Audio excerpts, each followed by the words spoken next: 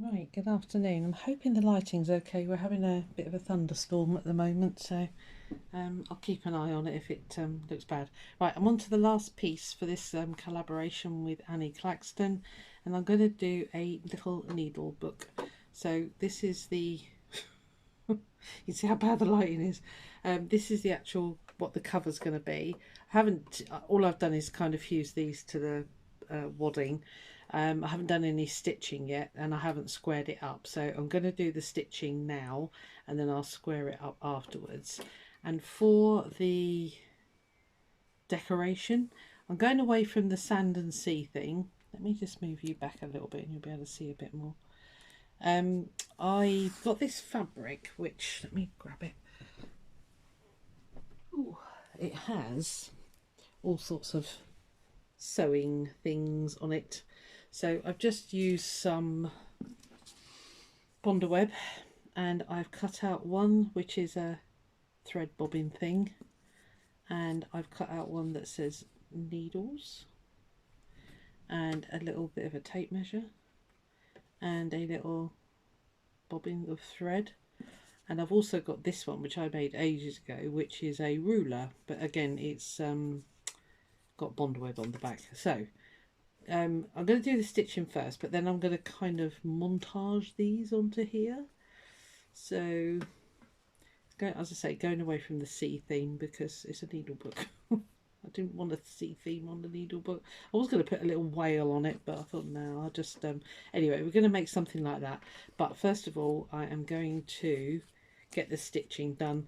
I've got on that, I don't think you can see it back there, that sandy coloured thread. I thought that would look good because it kind of looks vintage, which those inclusion bits are vintagey inspired anyway. So I'm going to do some zigzag stitch, I think, and just get these all linked together because they're not quite on, you see. So I'll speed you up for this bit and I'll turn the volume down like I did last time. If I actually turn the machine on, that will help, won't it? Look at that. Yeah, and I'll get stitching. Let me move you back in a little bit closer. Sorry, there is a book in the way. It's just zigzag stitch. It's not anything exciting at all. Right, there we are. Although I'm saying zigzag, should I do a fancier stitch? I'm going to do it. I'm going to do number 34, which is kind of like a herringbone. I'll show you when we're done. Right, I'm going to stitch away and yeah, I'll catch you up at the end.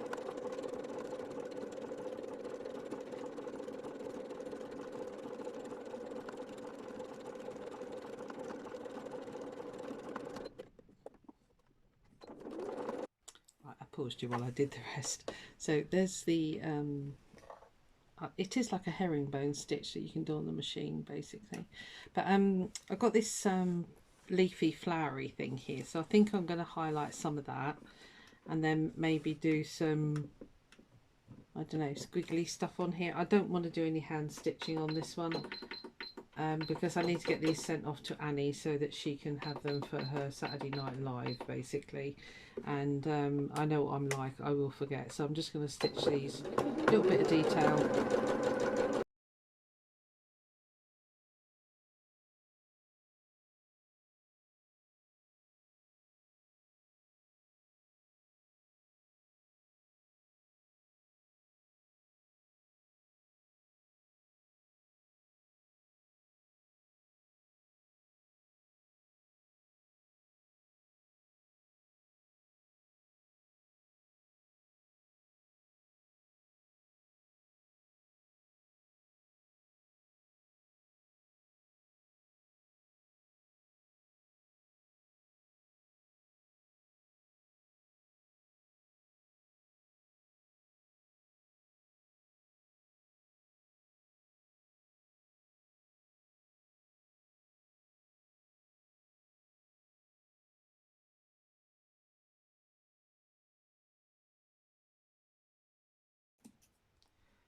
I'm going to stitch these things on. Then if I think it does need some hand stitching, I'll probably go ahead and do it, because I know I'll give in.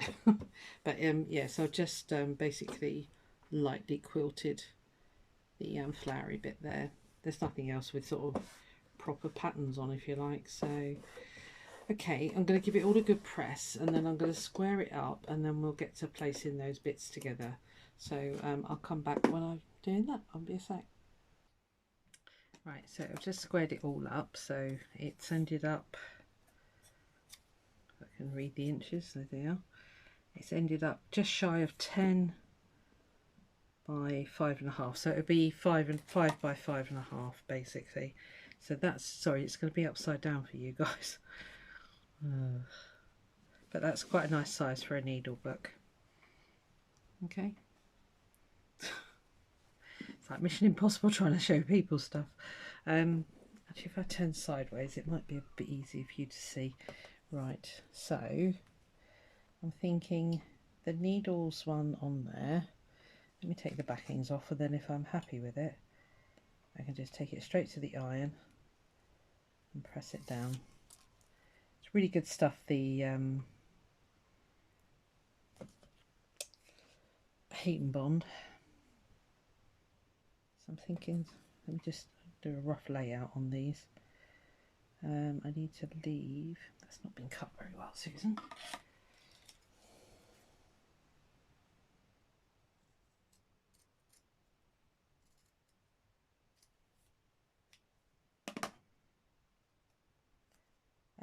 Yeah, and then inside, I don't know, I'll choose a piece of fabric, I guess that'll look nice with it. I might do raw edge. Yeah, I think I might, and then I can, will I might not. I don't know. I just don't know. Okay, and then this one on there as well. So I'm thinking at a jaunty angle there. I might stick that one on the back actually, because there's going to be nothing on the back otherwise.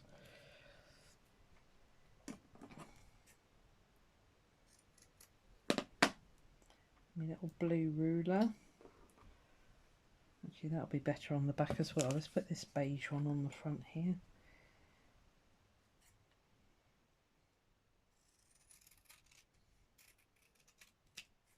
This one I did ages ago. I don't know where I got the image from. It might have been the Graphics Fairy. I do go on her thing quite a lot actually. She's got a lot of freebies on there, and I printed it onto the fabric with my inkjet printer.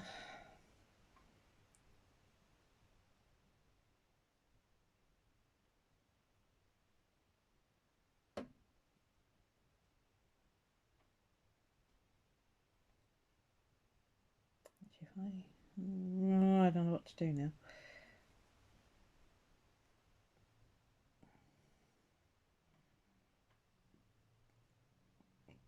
I definitely want it coming out from there, I think. So there's a natural break there. So if I put that bit that side and that bit that side, try and line them up, that'd be good. That'll look like a continuous tape measure, and that one there, and then we'll put the blue one on the back. Let me just take this to the iron, or maybe I can get the iron here. Let me bring my pressing mat over. I don't really want to press it on my cutting mat here, so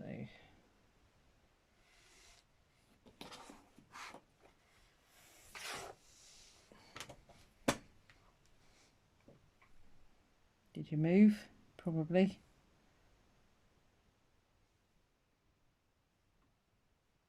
Right, let's commit.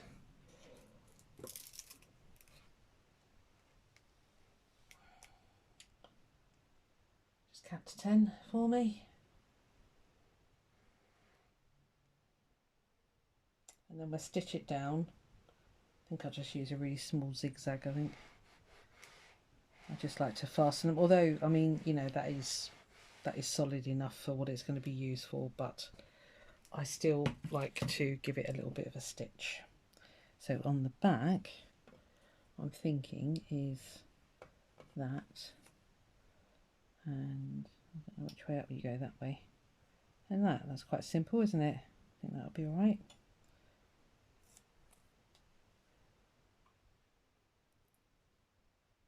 You're off already, good.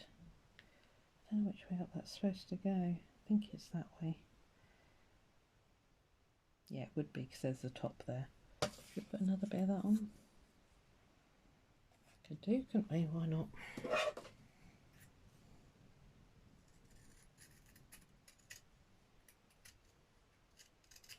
I usually put in about 4 pages of felt in a dark colour because you need to be able to see your pins and your needles. Would I do anything fancy? I don't know. I might put it on that blue actually and you'll see it then. Okay. And again, let's press.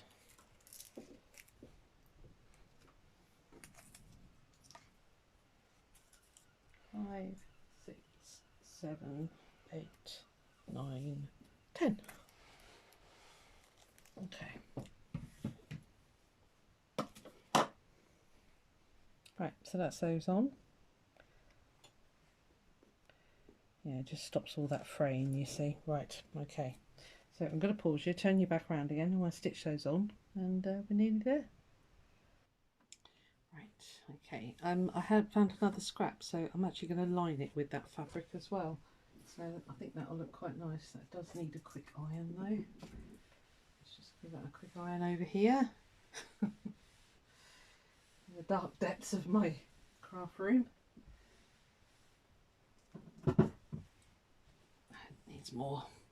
Need to plug the iron back in. I thought there would have been enough heat, but clearly not. Right, so I've set my machine to a 2.5 width zigzag, so it's going to be tiny by, I might take it down to a 1 actually, and then hopefully that will secure that in really nicely. So again, I will speed you up because this is going to be dead boring.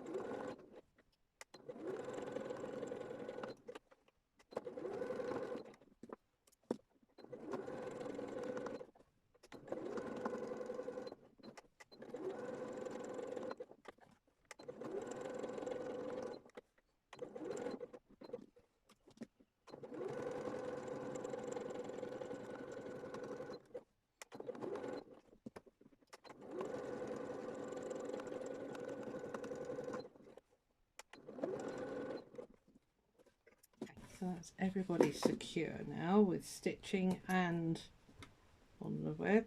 No, I can't remember what it's called. I don't know. Sorry, the iron is ticking away in my ear here. I need to get it done. Let me just get that ironing done. Heat and bond, not bond a web. Lordy. So yeah, they might fray a tad, but do you know what? They're pretty secure. This stuff doesn't usually fray that much. So I think I have decided on raw edge, so I'm going to do that. Turn that blooming thing off. It tick tick ticks in my ear hole. It drives me nuts. Right.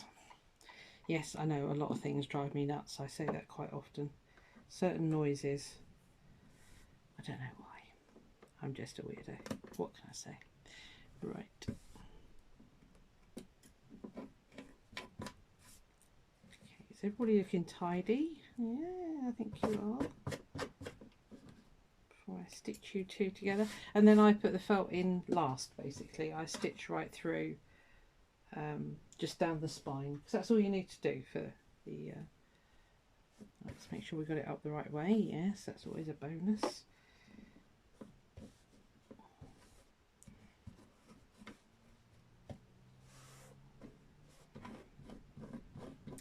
This is a very linen type fabric which wants to creep everywhere, so I'm just going to put in a few pins out of the way of my stitching, preferably not through the collagey stuff on the thing, although it doesn't matter, it'll come out with a quick press.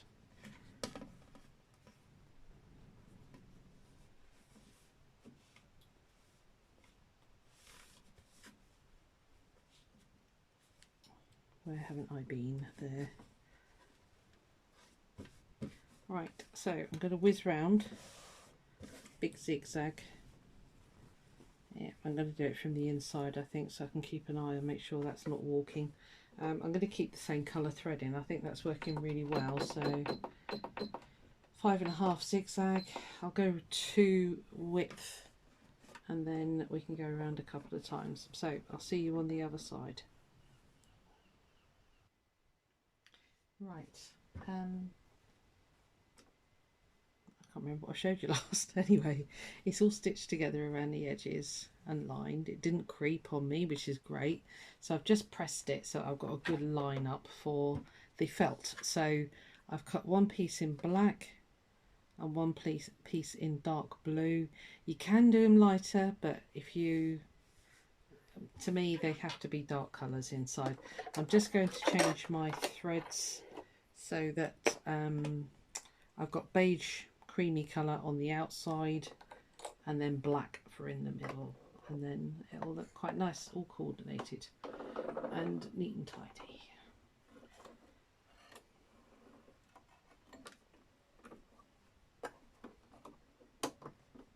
You can do it with whatever colour you like. I just like to match it up with the inside, basically. Inside and outside, I should say. Come on. Come on, Mr. Bobbin thread. Nearly done. You can go back to sleep then. Right. Excuse my funky coloured thumb. I was playing with inks earlier.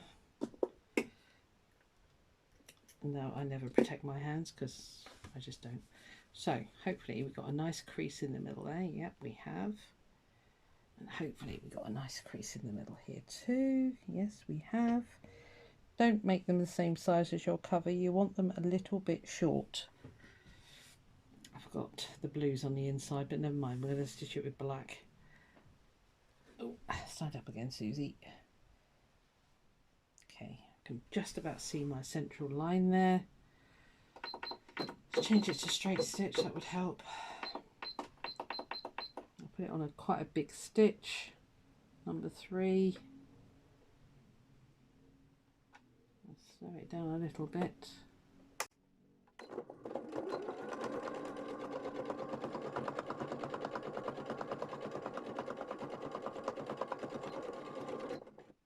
Your machine should naturally want to go in a straight line.